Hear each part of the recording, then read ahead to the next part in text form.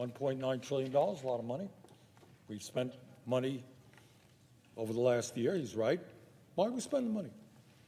And the answer is because we are facing a series of unprecedented crises, and because the American people are reaching out to us and they're saying, we are hurting.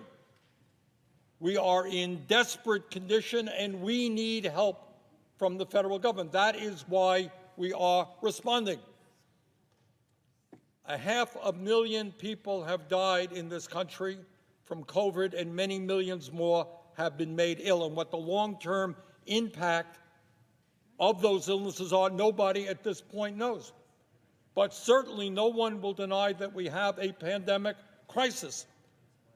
And our job is to make sure that we produce the vaccines that the American people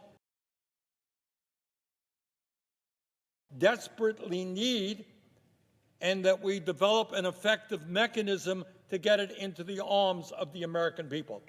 And the truth is, and I want to thank the President and his team, we have made progress in the last month. But we still have a long, long way to go. And to produce the vaccines, to hire the people who will make sure that people get those vaccines, inject people with the vaccines, it's going to take money. Everybody in this Senate, and I assume in the country, wants our kids to get back to school.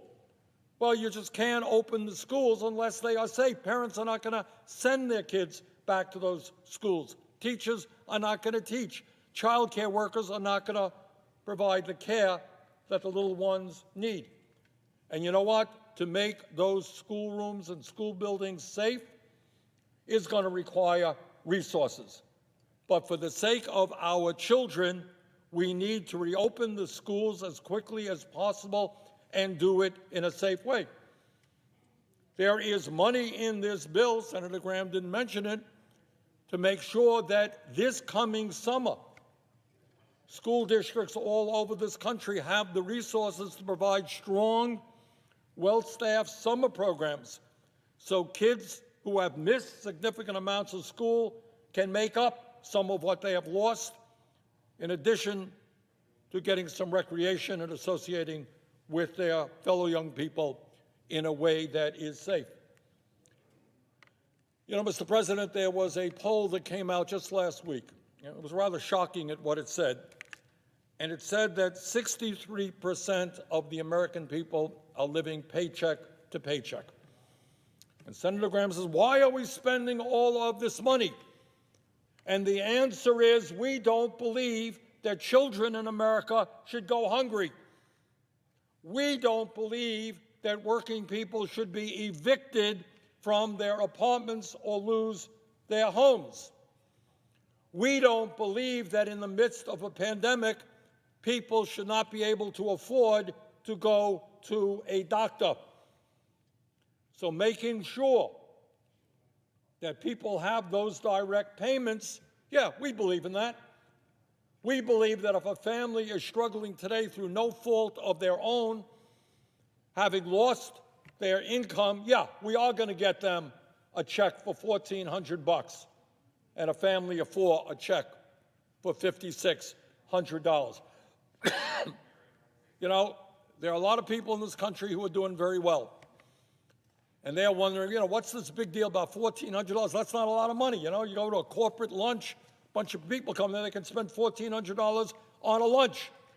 But if you're struggling to put food on the table for your kids, that $5,600 for a family of four is life and death. It is dignity or desperation. People are wondering, how am I going to pay the rent that I owe after the rent moratorium, the eviction moratorium expires? How am I going to feed my kids? How am I going to take care of the basic necessities of life? So yes, we are providing $1,400 per working class family because that is desperately needed. So when the senator says, well, why are we spending all of this money? The answer is because we are living in the most difficult moment in the modern history of this country, and arguably even a more difficult moment than the Great Depression of the 1930s. People are hurting, and in a democratic society, government is supposed to respond to the people who sent us here. Now, I know that there is controversy, and Senator Graham raised this issue. Democrats have a majority, a bare majority with the vice president, 51 votes.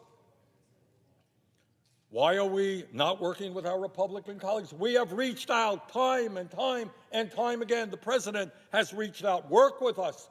But you got to understand the severity of the crisis. And they have not done this. Using reconciliation, by the way, Mr. President, as you well know, not a new idea. When our Republican colleagues had the majority, they used reconciliation. What did they use it for? They used it for massive tax breaks for the rich. That's what they used reconciliation for. They used reconciliation in order to try to throw 32 million Americans off the Affordable Care Act, something that Trump was fervent about. And by one vote, Senator McCain, we prevented 32 million people from losing their health insurance through the reconciliation process. So our response is, you want unity? Well, you know what? We probably have more unity today in America around this package than anything that I can remember. Polls vary, 65, 70% of the American people understand the crisis we are facing. They want us to respond. This legislation is enormously popular, not just from progressives, not from moderates, but from Republicans as well, depending on the poll, 40, 50% more Republicans support it because they can't afford to pay their rent. They can't afford to go to the doctor. They understand that government has got to help.